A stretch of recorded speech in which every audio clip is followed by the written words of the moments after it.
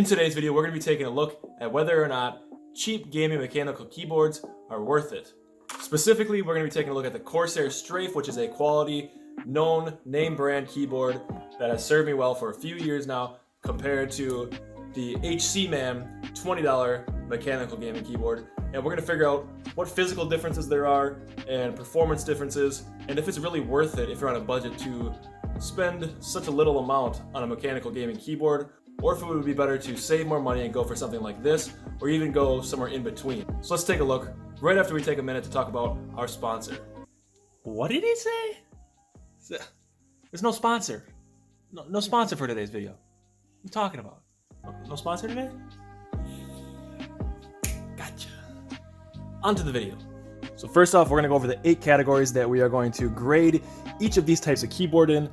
And that is the switches used. We are going to take a look at the material used for the keyboard and the mounting of the keys, whether that's plastic, metal, or PCB. Number 3 is the backlighting, whether it's RGB, one color backlight, and how good those LEDs actually are on the keyboard. Number 4 will be anti-ghosting and N-key rollover. Number 5 will be the multimedia keys, the multimedia shortcuts, and macro keys. Number 6, the USB cable. Is it braided? Is it regular? How's the positioning of it? How's the quality feel? Is it thin or thick? Number 7, personalization through software or keyboard shortcuts. And then finally, number 8, accessories and other features. So let's go ahead and take a look at both of these keyboards. We're going to start with the switches. So here's our first main difference right off the bat. The Corsair and a lot of higher quality keyboards use Cherry switches. This one specifically uses the Cherry MX Red, and the Cherry MX Red are a linear mechanical switch, and they do not provide tactical feedback and are perfect for intense, fast-paced gaming, but less ideal for typing and productive work. If we take a look at the HC Man, it does have actual mechanical switches, which is very impressive at a $20 price point. So it is a true mechanical gaming keyboard, but the manufacturer is not Kale, it's not Cherry MX, it's a brand called Content, which I found to be very common in cheaper Chinese mechanical gaming keyboards. And you'll notice that the clicky mechanical switches, the Content Blues, even the Cherry MX Blues, are perfect for people who like to play games and also type a lot on their computers. A huge factor is that they're very loud, so if you don't mind the louder noise of the keys, they are alright. They're very satisfying to type on, but I'm not sure the overall quality and the lifespan of these switches here, since they are kind of a off-brand, very cheap mechanical switch. They are pretty responsive and tactile, and I like how they feel, but the noise and the unknown quality over the lifespan of the key. So that is one of the major differences in these two keyboards. So now we're going to take our kit, we are going to crack open both of the keyboards, and we're going to see the materials used for the keyboard and how they mounted the keys, whether it's plastic, metal, PCB, or whatnot. So I think there's going to be a stark contrast between these two, but let's officially crack them open and we'll find out.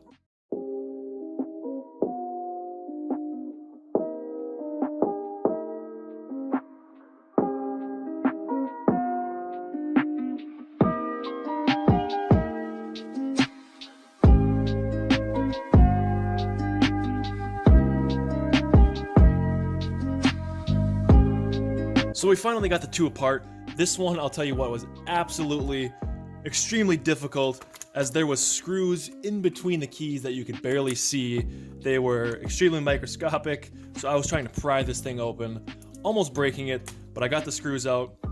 This one, much easier, was designed to be taken apart, and you can instantly see the difference here.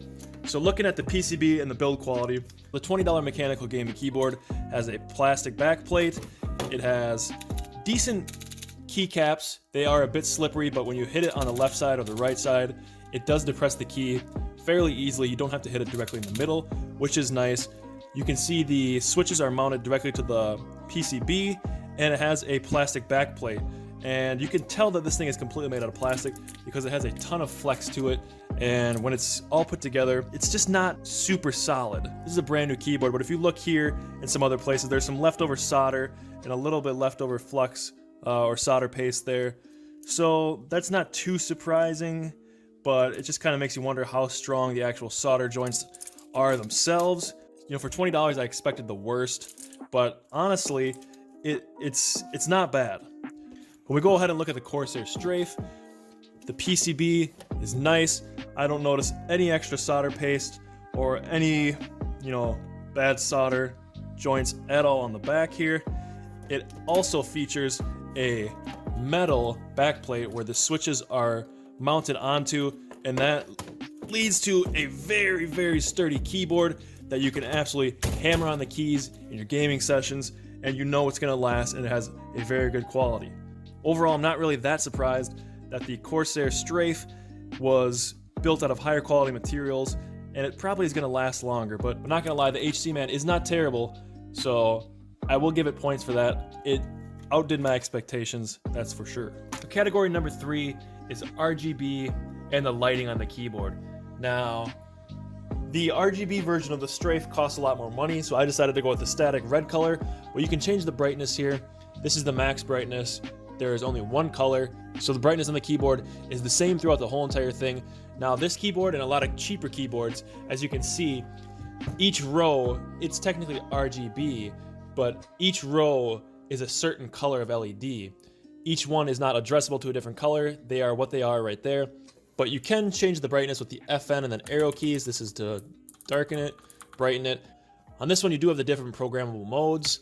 Here is the first mode, which is just the solid RGB. This mode, where you touch a key, kind of does the wave. This mode kind of goes through all the different colors up and down.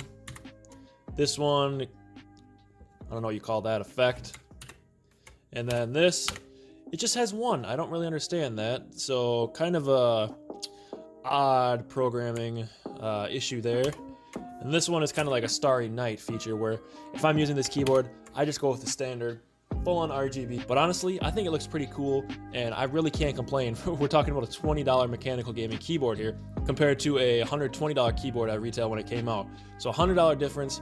The RGB, honestly, for me, I think it's pretty good, but other people might think otherwise. So both of these keyboards have the anti-ghosting feature, but almost all gaming keyboards have anti-ghosting. A lot of times when manufacturers brag about this feature, you should really not be impressed because it is a basic standard for modern keyboards. If you encounter a keyboard without anti-ghosting, you should probably not buy it. So the difference here is that the Corsair Strafe has an advertised 104 N-key rollover, where this one is unspecified. I honestly have no clue on what the N-key rollover is on the HC Man $20 mechanical gaming keyboard. If you don't know what N-key rollover, it means how many simultaneous key presses your keyboard correctly registers, and anti-ghosting means that your keyboard does not register key presses that you do not make. So N-key rollover is very important when you're playing FPS games, for example, where you're holding down WASD, multiple keys, shift, 1, 2, 3, 4. So you need to be able to register each one of those keys in the correct order and an appropriate time. So in terms of multimedia keys and multimedia shortcuts, both these keyboards have about the standard here. We have some volume keys, the standard video buttons here. This one has an adjuster for the brightness. So does this. You have to hit the FN key and then the arrow keys. But other than that, there's nothing too crazy that sticks out on the keyboard. This one you can also change the volume up here, and it has the standard video buttons, a home button, a search button, a calculator button. So pretty much both standard multimedia keys and shortcuts. In all honesty, the Corsair Strafe, I think maybe lacks in this area even a little bit. It is the exact same here. Maybe I'd like to see a scroll wheel or some other multimedia buttons that are dedicated, but overall, I think they go toe-to-toe in that category. Category number 6 is the USB cable. Is it braided or regular? Is it thin or thick? What's the quality like? Corsair Strafe has a very thick, very durable power cord. It is not a braided cord, but I'll tell you what, this thing will never rip. This thing will never crack. This is a very solid USB 2.0 connector. I have had this keyboard for quite a while now, and there's absolutely zero problems with the power cord. I am very happy with that.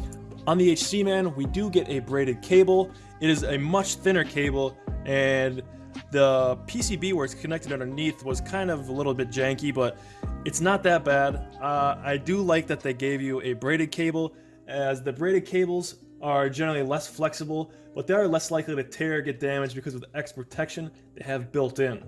So while the HC Man does have that nice braided cable, it is quite thin, and I don't know if it's made out of cotton or nylon or what material it's made out of, but I'm assuming it's some cheaper material just because it's a $20 keyboard for a reason. But I will give them that the braided cable is nice.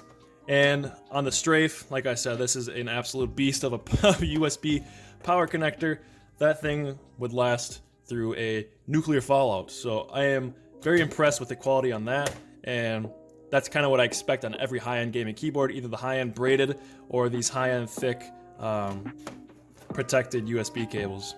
So category 7, we have the personalization through software. On the HC Man, there is 0 supported software. Now that is not too surprising because they're not going to go through all that effort to create a software to control it or change different things on it.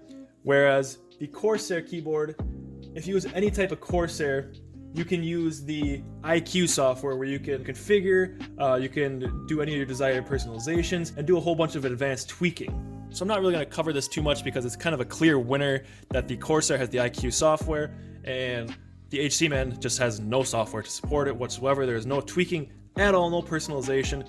And if you get the RGB version of this keyboard, you can also change up the RGB in there and personalize that way. But this is just the standard red LED, like I had said before. So the last category here is the accessories and other features. Upon opening the HC Man keyboard, I noticed there is really no accessories or features that come with this, no keycap puller or anything like that. It does have the standard feet that pretty much every keyboard has, even membrane keyboards, but it does have these nice rubber sliders that, you know, keep it gripped to the desk.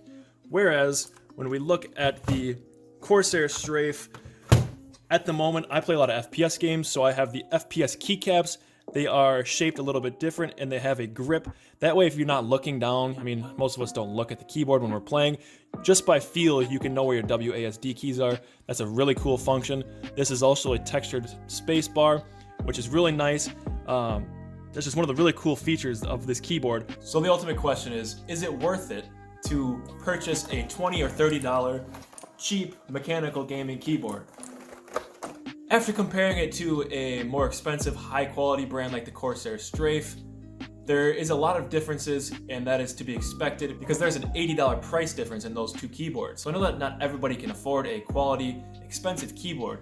A lot of the times people have a $500 budget for their computer and they spend all that money on their computer and then they realize, oh shoot, I need a monitor, I need a mouse, I need a keyboard. So I think it would be wiser to spend that extra money to get quality parts for the computer itself, and then yeah, if you need to and you have a small budget, then it is okay to go for the budget peripherals like the keyboard, mouse. So I hope that was able to clear it up for you guys on whether or not you should purchase a cheap mechanical gaming keyboard, as long as it has legit switches in it and you can see some of the reviews that people put, then yeah, it's worth a shot to do it. I will link this exact keyboard down in the description below. If you guys enjoyed the video, make sure to give it a thumbs up. Subscribe if you guys are new to the channel. We'll see you next time.